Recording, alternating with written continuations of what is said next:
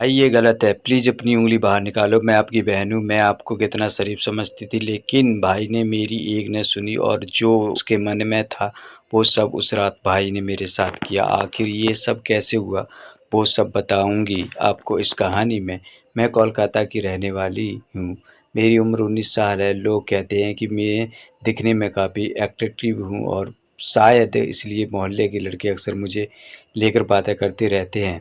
लेकिन हमेशा शहरों में मेरा परिवार बहुत छोटा है। मैं, मेरा छोटा भाई और मम्मी-पापा। पापा का निधन तब हो गया था जब मैं 7 साल की थी। मम्मी को पापा की जगह बैंक में नौकरी मिल गई थी और उन्होंने हम दोनों को पाला। मैं और मेरा भाई दोनों कॉलेज जाते हैं। ये 3 महीने पहले की बात है। उस दिन सोमवार था और मैं कॉलेज नहीं गई थी। मेरा भाई और मम्मी हमेशा की तरह अपने अपने काम पर चले गए। घर में अकेली थी और कुछ करने का मन नहीं हो रहा था। मैं यूट्यूब पर कहानियाँ पढ़ने लगी, शायद कुछ दिल बहल जाए। तभी मम्मी का फ़ोन आया। उन्होंने कहा, आज मुझे आने में देर हो सकती है। मैंने कहा, ठीक है मम्मी, आप आराम से आओ। उसके बाद ना जाने क्यों मन बहुत खाली खाली सा लगने लगा। मैं बेड पर लेट गई और कब नींद आ गई पता नहीं चला। अचानक से मेरी नींद खुली पर मैं हिली नहीं।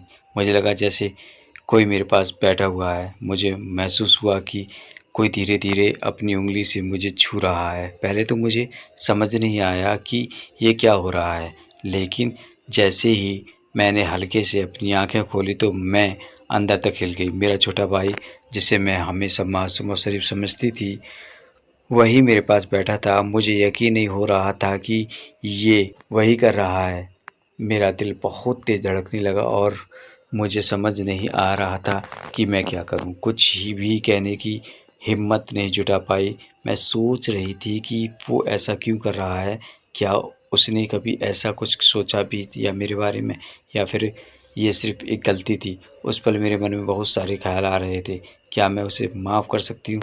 क्या यह एक ऐसी घटना है जिसे मैं अनदेखा कर सकती हूँ? लेकिन साथ ही मुझे न जाने क्यों उस पल में गुस्सा नहीं आ रहा था।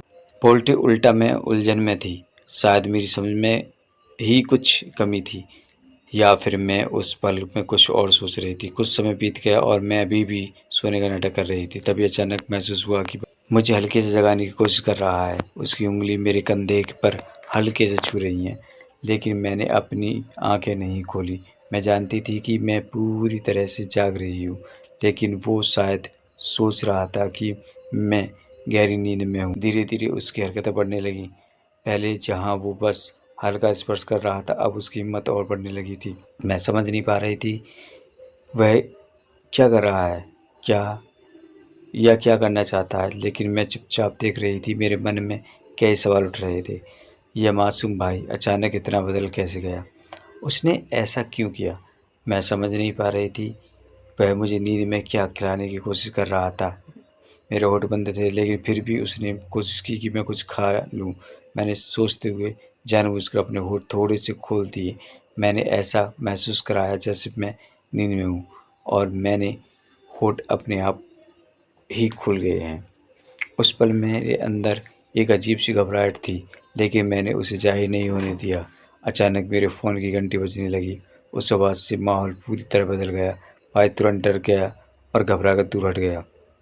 वो इतनी तेज़ी से उठा कि मैं समझ गई उसके दिमाग में भी डर कि कहीं मैं जाग न जाऊँ।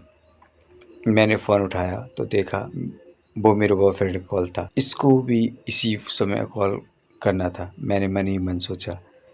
मैंने फ़ोन उठाकर मुश्किल से अपने बॉयफ्रेंड को समझाया कि मैं घर के काम में बिज़ी हूँ। उसका मूड भी शायद कुछ और ही बातें करने का था, लेकिन मैंने जल्दी से कॉल ख़त्म किया। अब मेरा ध्यान फिर से भाई की तरफ गया था, लेकिन वो कमरे से गायब हो चुका था। मैं थोड़ी देर तक सोचती रही, अब क्या करना चाहिए? मेरा मन अशांत हो गया था। ये वही भाई था जिसे मैं हमेशा मासूम और समझदार सा मानती थी। अचानक इतना कैसे बदल गया? मैं उससे इस बारे में बातें करूँ या इसे अनदेखा कर दूँ? बहुत देर तक अपने विचारों में उलझी रही। मैंने सोचा कि अगर मैं इस तरह पर कुछ नहीं कर कहती तो शायद ये घटना फिर से हो सकती है, लेकिन अगर मैं उससे कुछ कहती हूँ तो हमारे बीच का रिश्ता हमेशा के लिए बदल जाएगा। फिर मुझे फिर मुझसे रहा नहीं गया। मेरे मन में उथल-पुथल मची हुई थी और मैं भाई से बात किए बिना खुद को रोक नहीं पा रही थी। उसके कमरे की तरफ बढ़ी। भाई का अलग कमरा है, जहाँ वो अक्सर जाकर पढ़ाई कुछ करता है। मुझे समझ नहीं आ रहा था कि मैं उससे क्या कहूँगी या किस तरह से पूरे वाक़ये का सामना करूँगी। जब मैं भाई के कमरे के पास पहुँची, दरवाज़ा ज़्यादा खुला था। मैंने धीरे से अंदर झाँका तो मैंने देखा उसने अपनी आँखें पूरी तरह से चौड़ी कर दी। भाई बेड पर लेटा हुआ था और वो अपने हाथों में कुछ ऐसा कर रहा था जिसे देखकर मैं पूरी तरह चौंक गई, हैरान रह गई। मेरे दिल की धड़कन तेज़ हो गई। मैं कुछ समझ नहीं पा रही थी कि मेरा मासूम और सीधा-साधा भाई, जिसे मैं अब तक सिर्फ़ एक बच्चे की तरह देखती थी, वो एक ऐसा कर सकता है, मैंने कभी सोचा भी नहीं था। 1 मिनट तक मैं बस दरवाज़े पर खड़ी देखती रही। मेरे दिमाग में कई सवाल उठ रहे थे। आखिर उसे क्या हो गया है? क्या वो सच में ऐसा कर रहा है या फिर मैं किसी भ्रम में हूँ? मैंने खुद को शांत करने की कोशिश की, लेकिन मेरी आँखें उसी पर टिकी थी। मुझे पता था कि मुझे कुछ करना चाहिए, लेकिन मेरे अंदर से आवाज़ नहीं निकल रही थी। मैं जिस भाई को अब तक मासूम समझती थी, वो मेरे सामने बिल्कुल अलग रूप में था। उसे इस हालत में देखकर मुझे एहसास हुआ कि शायद उसने बचपन में कुछ ऐसा देखा था, महसूस किया है, जिसके बारे में मैंने कभी सोचा नहीं। मेरे मन में उसके प्रति नफ़रत नहीं आई, बल्कि मैं उलझन में थी। मैं समझ नहीं पा रही थी कि ये उसकी कोई गलतफ़हमी है या फिर कुछ और। मैंने धीरे-धीरे दरवाज़े से हटने का फ़ैसला किया। मुझे नहीं पता था कि अगर मैं उसे इस हालत में टोकूँगी तो हमारे बीच में क्या होगा। मैं मन ही मन सोचने लगी कि उसने मेरे साथ कुछ गलत कर दिया तो उतने में उसने देख लिया और वही हुआ जिसका मुझे डर था। भाई को मुझे देखकर रहा नहीं गया और उसने मेरे पास आकर वो किया जो उसे न जाने कितने दिनों से करने की तमन्ना थी। अगर आप जानना चाहते हैं कि आगे क्या हुआ तो मेरे साथ जुड़िए। कल कहानी में रोमांस और भी बढ़ने वाला है और आप मिस बिल्कुल मत करिएगा। तो अभी चैनल को सब्सक्राइब करें ताकि मैं अपडेट